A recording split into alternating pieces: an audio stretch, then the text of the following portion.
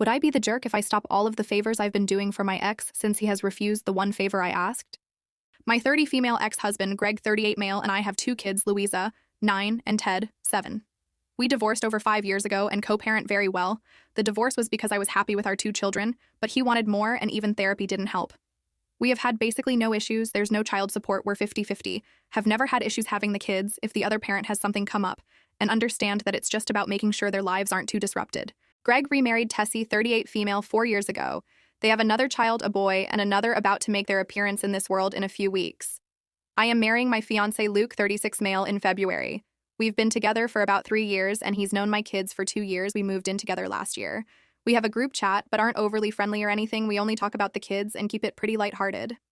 Our only rules with the other datings is that we would introduce our partners to the other before they met the kids, which went great with both of them. When Tessie and Greg married, I obviously kept the kids an extra week for their honeymoon and again for my actual week so they could settle in. They didn't live together before they got married. When they had their first baby, I kept our kiddos for about a month but brought them over a few times to see their new brother, obviously, so they could settle in since it was Tessie's first baby. A few weeks ago, at one of Lacey's games, Tessie told me the date her C-section was scheduled for, which is in the middle of their custody week. I told her we were excited for them, and of course I could keep them that week and my following week, and we could go back to normal their next custody period. She kind of hemmed and hawed and asked if we could keep them for another custody week, to give them a month again to get used to things. I said that was fine. I didn't expect them to need that much time for their second baby, but C-sections are major surgeries, and I said I'd be happy to keep the kid. They don't live far from us, so bringing them over to hang out won't be too out of my way. And of course, I love having my kids with me. We've finalized our plan for our honeymoon, which is 3 weeks. I know it seems excessive, but it's something on both of our bucket lists, but not something the kids would be too interested in, and the honeymoon seems like the best opportunity to do it. Basically, what would happen would be that we'd get married on Saturday my week, the kids would stay with Greg that night and stay for his week, then they would keep them for our week and their next week. So they'd have them for one of my custody weeks plus one extra evening. I don't have family around, my parents died young, grandparents before them, and the aunt and uncle who helped raise me retired to New Mexico. 3-hour plan ride plus 2-hour drive at min. I have friends who have watched the kids before, but I didn't see a single issue with asking Greg to keep them for a week, since it seems like there's a bit of precedent. I texted him the general plan and emailed him a more detailed one with locations, days, times, etc. so he could know where we were, how to contact us if there was an issue. I thought all was well and good, but they never responded until a few days later they emailed me what Luke and I jokingly now refer to as the manifesto. It was long, rambling, repetitive, and still somehow partially written by ChatGPT. The gist of it was, what kind of mother on a 3-week vacation without her kids? I'm a terrible person in general for asking a young mother to have her stepkids full-time for 3 weeks while I go and enjoy myself. They or she kept calling Tessie a young mother. I think she means mother of young kids, and I know it's not the point, but it kept annoying me. Also, it wouldn't be alone with her, Greg would obviously be there. I am a horrible co-parent for asking them to have the kids for 3 straight weeks. While their kids are so young, their newest baby will be 6 months old by then, by the way. Apparently, it's all well and fine that Luke and I don't want any more kids. He has had a vasectomy and known he didn't want kids of his own for a while. But we'd better not think that gives us permission to dump Louisa and Ted on them to gallivant around. I don't think I've ever gallivanted in my entire life. We needed to figure our own weeks out ourselves. This was not life or death, and it was ridiculous to ask them. I got petty after this, especially them acting as if we are constantly dumping the kiddos on them, so I went through the last 4 years of texts and made a spreadsheet of how many times either of us has asked the other to keep the kids and the duration on an Excel sheet. While we both have made these requests, they have done so for 87 nights, 52 times, versus me, 12 nights, 8 times. Obviously, this makes sense since they have a baby and I didn't send it to them or anything, but it was good to know I'm not crazy. My friends say I should tell them that is fine. I won't keep them during their custody time after their new baby comes. I'm not going to do that. I love my kids and want to see them as much as I can, but I do a lot extra for them. Just some examples. I sometimes Luke, if he's off work, pick the kids up every single day after school, and on Greg's custody weeks, I drop them off at their house since he doesn't get off until 5, so that Tessie doesn't have to take the baby out to pick them up. Keep in mind that she does not work anymore. Our divorce decree says that whoever's week it is must drop the kids off at the other parent's house. But I've been doing all of the back and forth for a while again because they have a kid, and because it's not that far. 5-minute drive, 20-minute walk if it's nice. I take the kids to all of their appointments, do all of the school parent stuff during the day, etc. Since I have a super flexible schedule and Greg's isn't, he would need to use PTO for all of this stuff. We usually split health insurance per the divorce decree. They're on his work's insurance, but since I take them to all of their appointments, etc., I pay all of the copays. I keep a tally just in case I would end up owing him money, and I know what he pays towards the premiums. And in the past, it was minimal, but our daughter unfortunately has type 1 diabetes, which has gotten pretty expensive. It wasn't killing me, but Greg mentioned how tight money was once when I was bringing it up, and I decided that it's not affecting my life. Our daughter needed it, so I've been letting it go. Their son has been in the process of being diagnosed with autism and has pretty bad meltdowns. This is all I know from Greg, so they call me pretty frequently to see if I can come and get the kids for a few hours if things are overwhelming. Of course, I love my kids and spending time with them, but I've had to cancel plans for this, and they have not cared. Greg was in an accident and has been using my old car. I got a new one and hadn't sold the old one yet. It's not worth a ton or anything. For the past 7 months with no effort to replace it. Greg travels sometimes for work, and they, Greg and the kids, have a cat over there. Normally, Louisa would take care of the litter box if Greg was traveling, but since her diagnoses and until we get her labs or health under some form of control, we both agreed that we don't want her messing with it. They let the cat go outside during the day. Since Tessie has been pregnant, she said she shouldn't have to, and Ted is a little young. He tried, failed, now he helps. So I've been doing it. Anyways, these are all benefits for them that I'm going to inform them are ending. I won't go back on my word to have the kids after she has her C-section, but the absolute gall of them to not do the one thing that I have asked of them, and that I've done for them, have brought me to this.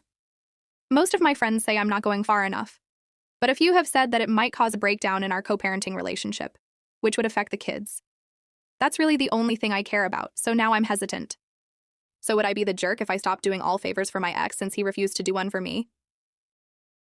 I, 25 female, wasn't invited to a friend coworker's 27 female wedding, but other friends were. Unsure of how to have her stop talking to me about her big day. I met my friend Amanda at work over 3 years ago.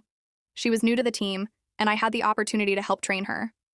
We clicked instantly and became really good friends pretty fast. There was never any doubt in my mind that we weren't close friends. Although her schedule was slightly different than mine, she gets off work an hour or two after I do.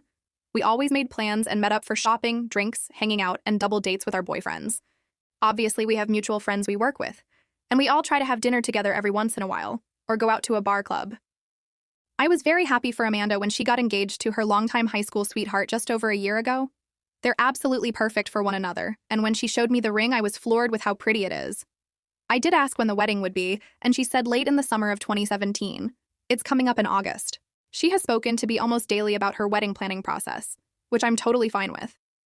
One day, while we were hanging out, she proactively told me that she wasn't inviting close friends, co-workers to the ceremony. She wanted a small and intimate wedding with her and her soon-to-be husband's family, and then everyone would be invited to the reception after. This seemed like a really good idea, and I said I like that a lot. However, after she sent out invitations, 3 mutual friends, co-workers, Snapchatted their invitations, and it's not just a reception-only invitation. The snaps weren't sent directly to me, but were on their story, and I just so happened to see them while clicking through stories. I was hurt that I didn't receive an invitation, even if only to the reception, but I didn't bother bringing it up to Amanda.